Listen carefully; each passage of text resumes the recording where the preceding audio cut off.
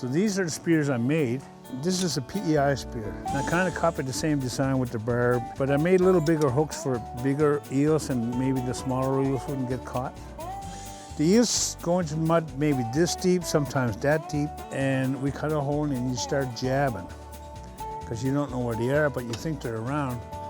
And all of a sudden you're going to hit one, and when you pull back, it's going to hook them.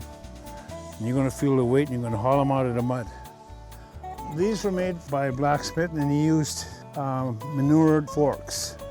These are thick steel, high carbon steel, very springy and strong. And you can see how he put them all together. He bent them and he heated these up to pound them down into thin metal and bent them, and then he welded them together. These types were made by the Lavangis up in Heatherton there. And you can tell they had a different style, they're twisted. They made them this way so the eel wouldn't slip around and get caught in here and tangled in there. These works were really good. So this is an old eel spear that was found, it was found in a harbor. I think my father-in-law, he was eel fishing and he hit something and he hauled it out and he hauled his eel spear out. Yesterday and today, the same technology.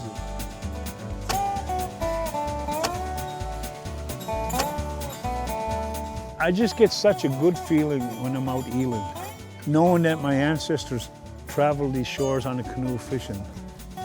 Just knowing that you're doing something people did before, it connected you to a time way back. It's such a feeling, a good feeling.